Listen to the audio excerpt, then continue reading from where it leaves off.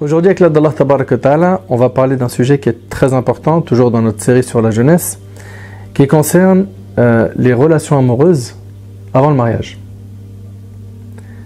Comme tu le sais, Karim, n'importe quel humain normalement constitué, il ressent le besoin de quoi? De se marier ou tout simplement d'avoir une relation avec une personne du sexe opposé. Et nous, ce qu'on a fait, c'est qu'on a essayé de répertorier un petit peu les questions qui sont liées à ce sujet, sur les relations amoureuses, comment les gérer, etc. Et parmi les questions les plus importantes, ça va être la première, donc avec laquelle tu vas pouvoir nous aiguiller, nous éclairer. C'est est-ce qu'on a le droit d'avoir des sentiments pour une personne du sexe opposé? Non seulement on a le droit, mais c'est naturel. C'est humain. C'est humain. C'est, subhanallah, notre prophète, alayhi salatu wassalam, qui est le meilleur des hommes, il dit, alayhi salatu wassalam, hubbiba ilayya min dunyakum. Il dit, il m'a été enjolivé, il m'a été enraciné, l'amour de certaines choses de votre bas monde, at-tib, le parfum, les femmes. Il aimait les femmes, c'est notre prophète, alayhi salatu wassalam, c'est notre modèle, c'est notre exemple. Quand on regarde dans la biographie du prophète, quand on lui pose la question, on lui dit qui est la personne que tu aimes le plus, il dit Aïcha, radiyallahu anha, son épouse. Allah tabaraka wa ta'ala, il a fait que l'humain, de manière générale, a besoin de quoi? De se compléter avec une personne du sexe opposé. C'est pour ça qu'on entend souvent que c'est ma moitié, je cherche ma moitié, etc. Et puis le prophète, il a même dit dans un hadith rapporté par le Hakim que celui qui se marie, en fait, il a accompli la moitié de la religion. Tu t'imagines? Ça montre à quel point c'est quelque chose qui est valorisé, qui est important, qui est humain. Tu sais, quand on parle de sentiments, mon frère Karim, le prophète, qui est notre modèle, il en avait. Il y a aussi l'histoire très connue qui est rapportée dans les recueils authentiques de Barira, qui était la servante de Aïcha radiyallahu anha. Lorsqu'elle a été affranchie, Maurice voulait continuer à vivre avec elle. Elle ne voulait plus. Qui est Maurice? C'était son mari en fait. Ils étaient ensemble, ils étaient mariés ensemble. Ils ont donc construit une vie ensemble. Ils ont même eu des enfants. À la fin, Barira ne voulait plus continuer sa vie avec Maurice. Et bien, figure-toi qu'on retrouve dans les textes que Maurice pleurait jusqu'à mouiller sa barbe. Il marchait dans les routes de Médine, il marchait derrière elle, il voulait à tout prix Barira, il l'aimait. Et il est même parti voir le prophète pour lui dire « Intercède pour moi ». Ça montre quoi ici? Il a un amour qui est immense pour Barira. Et ça montre que les compagnons, c'était des humains. Parce que souvent quand on parle des compagnons du prophète, on a l'impression que c'est des gens, tu vois, rigides, qui n'ont pas de sentiments. Absolument pas, c'est pas le cas. Et donc, pour faire simple, avoir des sentiments, c'est quelque chose de normal. D'ailleurs, quand un de tes enfants, il vient te voir, 12, 13, 14, 15, plus ou moins, et qui te dit j'ai des sentiments, ou un de tes frères en Allah ou une sœur, viens pas le blâmer pour ça. C'est naturel. Par contre, c'est quel type d'amour il y a dans son cœur. Et qu'est-ce qui en découle? Tu me suis? Ouais, j'ai une question par rapport à ça, mais juste avant, j'aimerais revenir sur deux petites choses qui sont incroyables. Tu m'as dit que le compagnon, il pleurait des larmes chaudes pour son épouse qui l'a laissé. Ça veut dire qu'il l'aimait d'un amour fou. Donc là, tu réponds à la question en disant que aimer quelqu'un, en fin de compte, c'est normal. Mais bien sûr que c'est normal. Donc on a le droit de regarder. Ça, c'est autorisé. Alors, très bonne question, Barakallahu fik. Le regard, Allah tabaraka wa ta'ala dans le Coran, il dit wa qul lil mu'minina yaghuddu min absarihim. Donc il dit aux croyants de baisser min. C'est souvent traduit par leur regard, alors qu'en réalité c'est une partie de leur regard. Et dit aux croyantes, pareil, de baisser une partie de leur regard. Ça veut dire quoi? Une partie, les savants ils disent qu'ici c'est le regard lié à des envies. Si le regard n'est pas accompagné de shahwa, d'envie, d'accord, de toutes ces passions, eh ben ça devient licite de regarder la personne en face de soi quand on lui parle. Par contre, si jamais le regard il est accompagné d'envie, de mauvaises idées, etc., là il incombe au frère et à la sœur de baisser le regard. C'est interdit de regarder une personne, voilà, physiquement il commence à regarder ses formes, etc. Ça c'est quelque chose écoute bien, hein, la règle, c'est qu'il n'a pas le droit. Par contre, quand on est dans une demande de mariage et qu'on s'assoit pour discuter avec la personne, là, il est recommandé de bien regarder la personne qui est en face de soi. C'est un peu logique, subhanallah. Bah, c'est pas ce qu'on entend habituellement en général. Mais c'est plus que logique. On n'est pas en train de pêcher un poisson dans l'eau, que ce soit du côté de l'homme ou de la femme. Il faut bien qu'ils trouvent leur compte. C'est un truc de fou. Bien évidemment, la base, c'est qu'ils vont construire un foyer sur le din, la religion, mais il faut qu'il y ait l'attirance physique qui comble tout simplement les besoins du frère et de la sœur. D'accord ?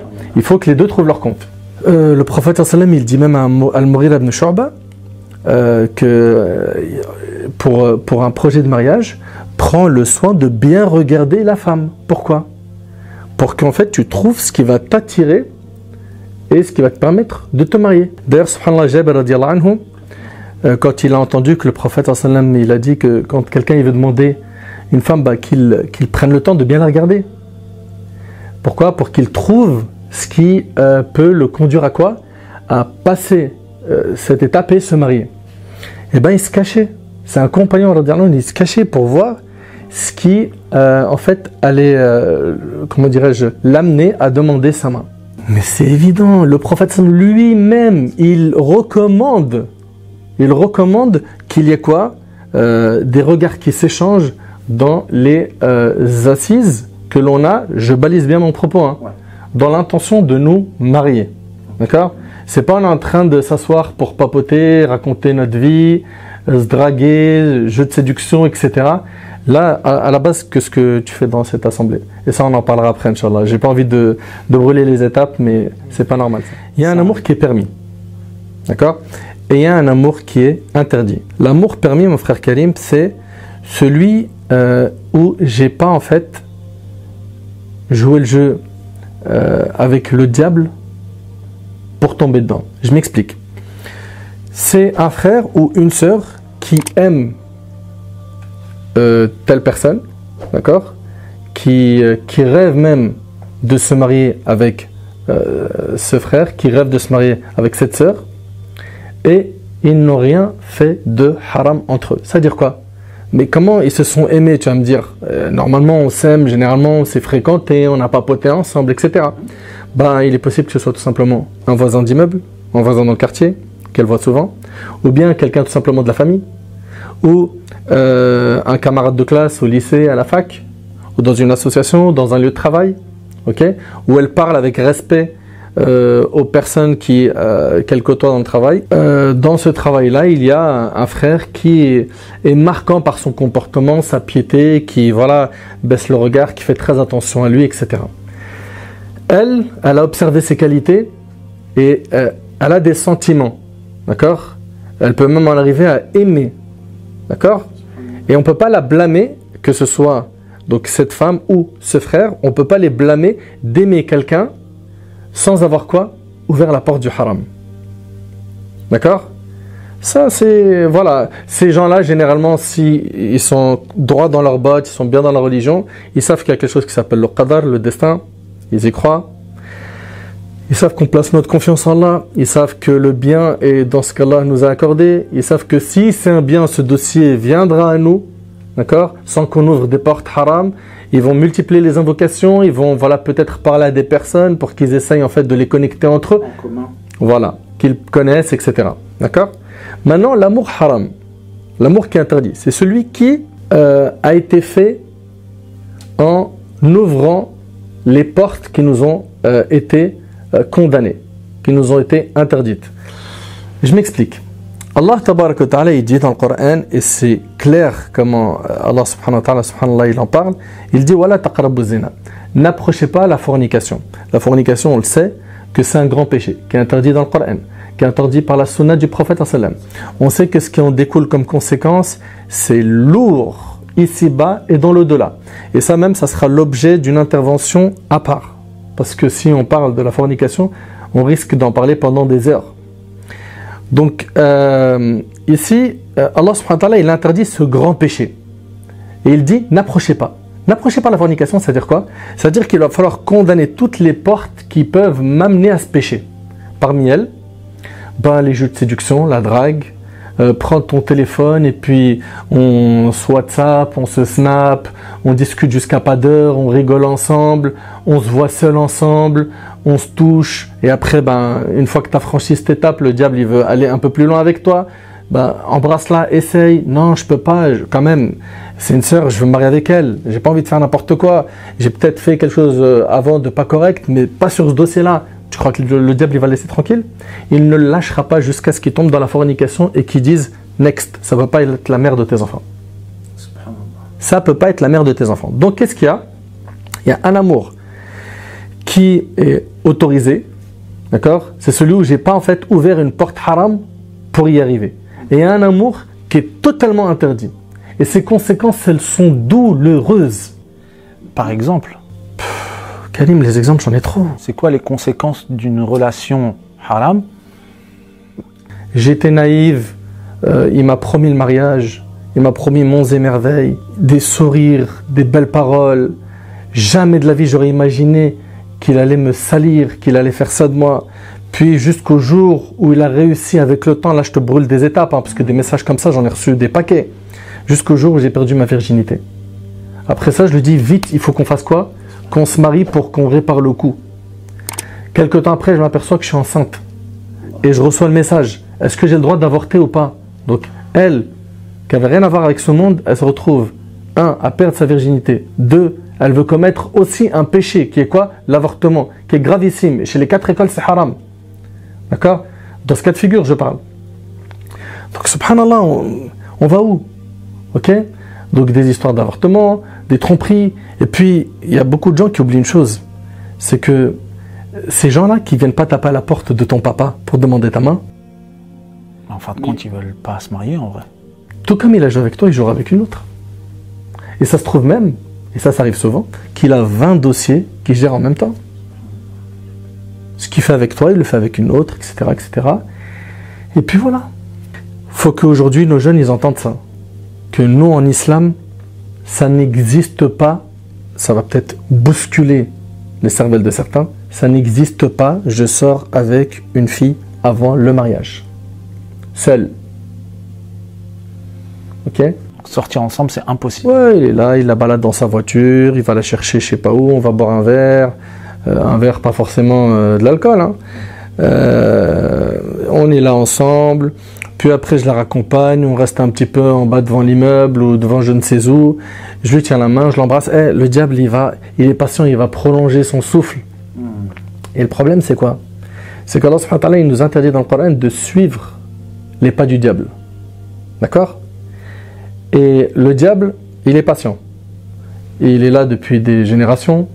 Il a tenté plein de communautés. Il va ramener l'idée à la personne et il patiente. Tu vois? Il patiente. Jusqu'à ce qu'il le piège. Et wallah, il y a plein de gens qui étaient nobles et propres. Ils se sont retrouvés dans les ténèbres de la tristesse et des angoisses. Combien d'histoires de dépression, combien d'histoires de tentatives de suicide, combien d'histoires de déception amoureuse. Pourquoi? Parce que le haram, ça brûle. Ça brûle. Les gens, ils pensent que on peut se côtoyer dans le haram, ok? Le père, il n'est pas au courant. Et des fois, la pire des choses, c'est quoi? C'est que les familles sont au courant. Voilà, alors là, il y a plein de cas de figure. C'est, allez ma fille, va avec lui, de toute façon, machallah, je préfère que tu marches avec lui, je sache avec qui tu vas, que tu me fasses un truc derrière mon dos. Ça, c'est certains parents. Ils autorisent, entre guillemets. C'est pas ils autorisent, c'est ils encouragent. Ok? Et ils vont même des fois dire à l'homme ou à la femme, voilà comment tu dois t'habiller pour mieux séduire, et même aller très loin dans des conseils qui sont gravissimes, tu vois? Le truc, c'est quoi? C'est que, ok, toi, tu me dis, j'ai l'aval du papa. Les familles sont au courant, de toute façon, on va se marier. C'est un piège, ça aussi. Moi, je te pose une question. Tu es capable d'aller dire au père de cette sœur ce que tu fais avec elle quand tu es seul? Impossible. Impossible. Donc voilà, il faut impérativement quoi ici? Mettre des barrières. Couper avec le haram. Couper sec. Nous, en islam, c'est simple. On n'a qu'une porte, un accès pour qu'un homme et une femme vivent ensemble. C'est le mariage. Tu veux te marier? Tu vas me dire, ouais, mais attends, d'accord, ok, là, tu es en train de me dire, on sort pas ensemble, mais comment on fait finalement pour construire une vie de couple sans se connaître? On est obligé de connaître la personne. Et d'ailleurs, ça fait partie des causes qui fait en sorte que quoi? Que les gens ils sortent ensemble, mon frère Karim. C'est qu'il se dit, ok, d'accord, ça. C'est-à-dire, toi, tu veux que je vienne comme à l'ancienne, je m'assois avec elle, et puis après, mon père, il me dit, c'est bon, Wildy, c'est elle, et je pars et je la prends avec moi, et la robe blanche et le voyage de... C'est pas comme ça. Nous, on n'a jamais dit ça. Mais le problème, c'est quoi? C'est qu'aujourd'hui, la cause de ces fléaux qu'on a aujourd'hui, il y a plein de choses. Un, comme je t'ai dit, ils veulent à tout prix se connaître à 100% avant le mariage. C'est faux. Tu peux pas. C'est trompeur. Tu vois? Le diable est en train de t'arnaquer. Tu connais une personne bien comme il faut quand tu te maries avec elle, et ça prend même du temps après le mariage. Tu découvres la personne. Ce qui t'est demandé, toi, avant le mariage, c'est de connaître les grands axes. D'accord? Et ça, c'est faisable. Et n'oublie pas qu'il y a la prière de consultation. Aussi, parmi les choses qui font que les gens aujourd'hui, ils sortent ensemble et ils se lâchent, ce qu'on leur présente dans les téléréalités, les films, les séries, etc. C'est devenu, on a l'impression, des exemples. Ils regardent aujourd'hui, telle télé-réalité, ils vivent dans tel pays de luxe, ok? Ils sont dans une grosse villa, piscine, ils s'aiment, ils se prennent en photo, des snaps, ils se prennent dans les bras, ils s'embrassent, et on leur sert ça, comme quoi, Zama, c'est ça leur vie de tous les jours. Vous n'avez pas encore compris que tout ça, c'est quoi? Ils sont en train de jouer un rôle. Je sais pas, les gens, ils réfléchissent pas. Ils sont payés pour jouer un rôle. Ils jouent un rôle. Leur vie de tous les jours, c'est pas ça. C'est du mytho, c'est du mensonge. Comme ces gens-là, malheureusement, beaucoup d'entre eux, ben voilà, ils affichent leurs péchés. Et voilà, ils ont une joura, de l'audace dans l'accomplissement des péchés, dans les réseaux sociaux, etc.